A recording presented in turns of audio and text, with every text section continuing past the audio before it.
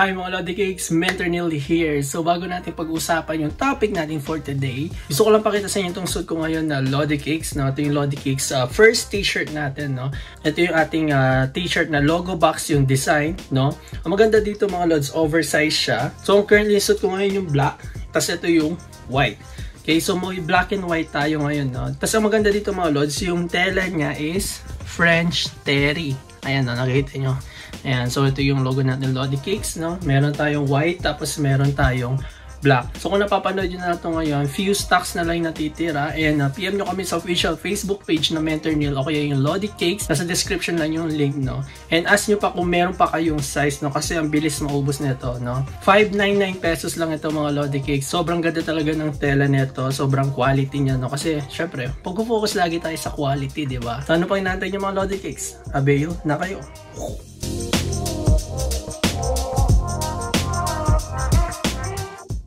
So for today's video mga Lodi Cakes, pag-uusapan naman natin yung time frame. So ito yung isa sa mga core concept na kailangan natin pag-aralan sa trading. Usually kapag beginner ka mga Lods, tapos first time nyo marinig itong time frame, medyo nakakalito siya.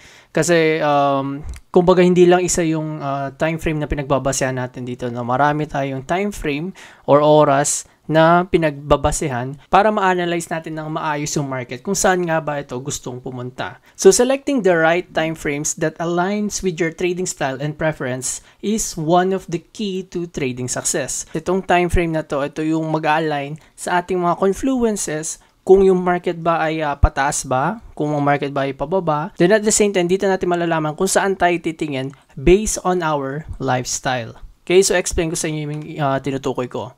So ano nga ba yung time frame? Refers to the specific duration or period over which a trader or investor analyzes and executes their trades in financial markets. Ayan, dito sa next slide natin, makikita nyo yung different time frame. So pagpunta kayo sa trading view chart natin, makikita natin doon sa top left, katabi ng pangalan ng pairs, yung Euro-USD, makikita nyo may 1M, 3M, 5M, tapos may mga small letters yan, and meron ding big letter na M. So meaning, itong mga malilit na M, ito yung minutes, tapos yung H is hour, tapos D, daily, tapos dito W is weekly, tapos M is monthly. Then kapag kinlik nyo itong arrow na to, ito yung lilitaw. Marami pang choices na pwedeng pagpipilian. May 1 minute, 2 minutes, merong 8 hours, no? So, and so on and so forth. Dito sa trading mga Lods, hindi natin kailangan i-click or piliin lahat ng time frame na to. So sa mga susunod na video natin sa mga advanced, tuturo ko sa inyo paano mamili ng tamang time frame, ano yung mga time frame combination na babagay sa lifestyle nyo. So meron tayong 3 time frame perspective na kailangan nating matutunan or kailangan natin na mamili. Meron tayong long term, meron tayong intermediate, tas meron tayong short term. So itong tatlong to, kailangan natin to sa trading. Kailangan meron tayong long term, meron tayong intermediate, and meron tayong short term. Kasi each perspective, nagbibigay ito ng unique confluences kung saan papunta yung market. Depende kung gaano kabilis mapupunta to dun sa target natin o gaano kabagal. So, sa ngayon, hindi muna natin siya pag-uusapan kasi medyo advanced na to. Pero ang importante is meron tayong tatlong perspective na kailangan nating pagpipilian sa mga time frame. So, meron tayong type of traders. So, yung binabanggit ko sa inyo kaninang lifestyle, dito nyo malalaman kung anong klaseng trader ang pwede sa inyo. So, first of all, meron tayong scalper. From the word na scalp, meaning, nagte-take advantage tayo sa mga mabilisang movement or sa mga lower time frame na tinatawag. So, they aim to profit from small price movements within a single trading session. Meaning, so within 1 minute, 5 minutes, 15 minutes, kikita na sila doon at sa kumbaga ka-open nila, isasara din nila ito within those minutes. At usually mga scalper mga Lods, usually ito yung mga full time na sa trading. Okay, ito na yung merong mga oras, meron na silang dedicated oras para sa pagte-trade. Kumbaga hindi na sila nagwo-work, wala na silang ibang ginagawa kundi mag-trade. Meron din mga scalper na may trabaho kasi gusto nila katapos ng trabaho, titingin lang sila sa market para kumita ng panandalian. Pero, depende pa rin to sa lifestyle nyo. So, usually, para maging scalper ka, kailangan maalam ka sa analysis. So, dapat dito pinag-aaralan mo talaga yung market 100%. Talagang nakatuto ka sa market, may idea ka kung paano nag-work yung market. Hindi lang basta-basta na papasok ka lang sa trade, magbabay ka, bahala na, no? So, gambling yung tawag doon. So, kailangan nito is talagang masinsinang pagbabasa sa charting. Okay? Then next, meron tayong intraday o day trader. So ito ako, no, ito yung klase ng trader ko, ako yung isang intraday or day trader. So usually itong intraday tsaka day trader, pinagkakamalan to na magkaiba, pero pareho lang to mga lods. No? Meron lang silang konting difference, pero itong dalawang to, yung intraday tsaka day trader, ito yung mga trades na hino-hold mo lang within the day. So within that open and close candle, nagte-trade tayo, nag-hold tayo usually mga 1 hour, 2 hours, no? So, basta depende, hindi nyo to i-overnight. Kumbaga, wala tayong overnight exposure sa market, no?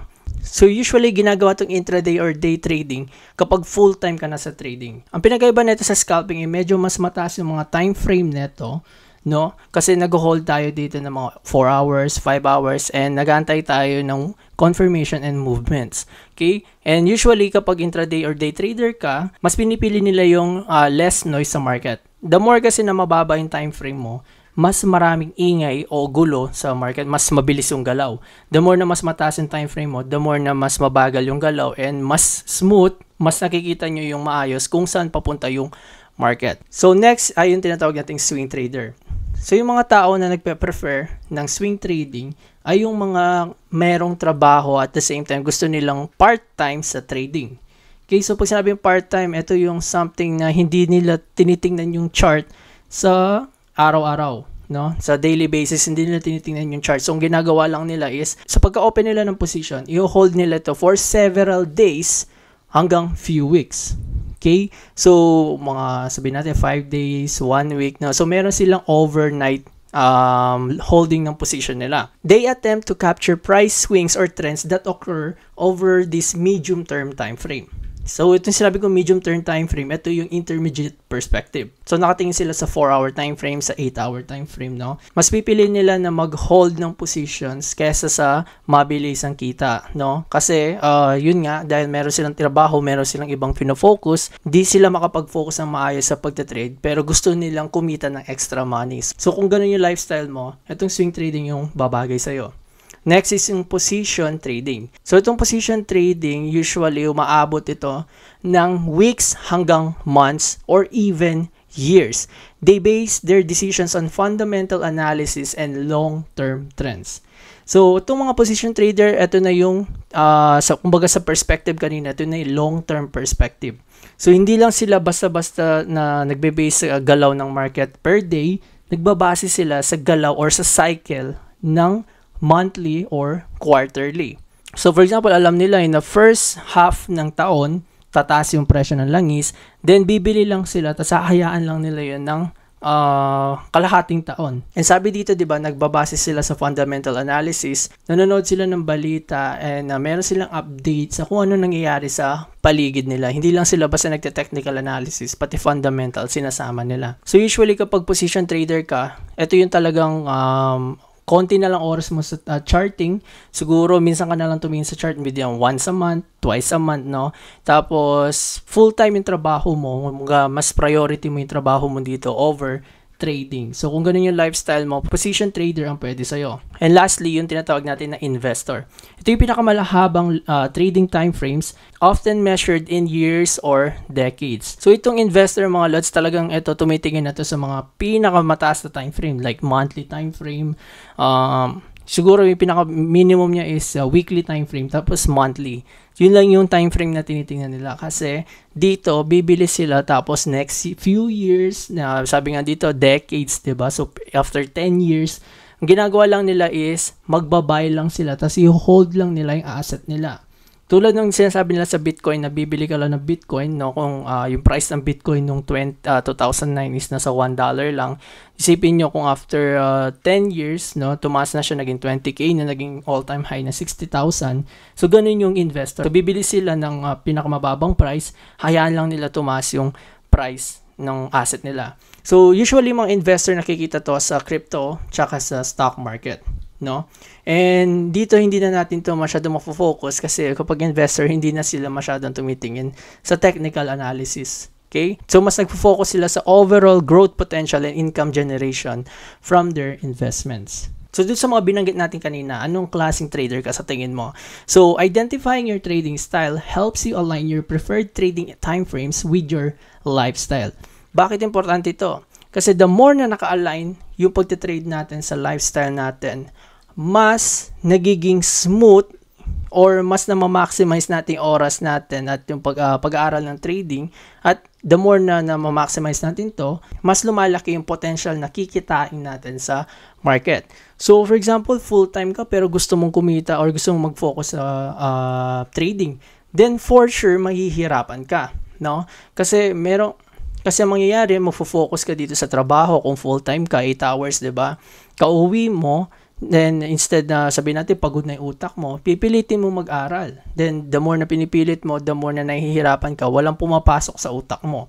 So kapag ganun mga lods, kailangan nyo mag-decide kung ano yung kailangan yung i-sacrifice para sa pangarap nyo. Kung sa tingin nyo na yung trading yung makakatulong sa inyo, then kung nahihirapan kayo habang may trabaho, I suggest na tumingin muna kayo sa higher time frame or sinasabi ko sa inyo, swing trading tsaka positional trading. Okay? So sa higher time frame kayo titingin, at the same time, hindi kayo palaging tumitingin sa chart kasi mabagal yung galaw ng chart kapag higher time frame.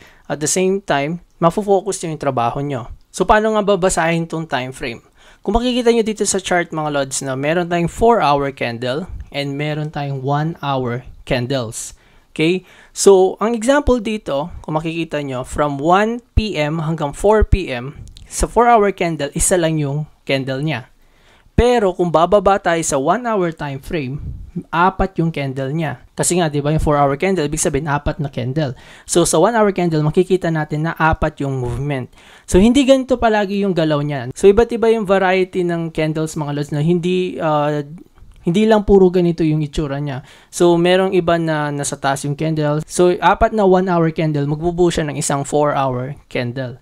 So, kung makikita nyo dito, meron tayong highest price, closing price, opening price, saka lowest price. Ito yung tinuro ko sa inyo yung last candlestick course natin. Ito yung OHLC, no? So, makikita natin dito sa 1-hour candle, pagka-open nyo dito ng 1 p.m., dito din nag-open yung 4-hour candle.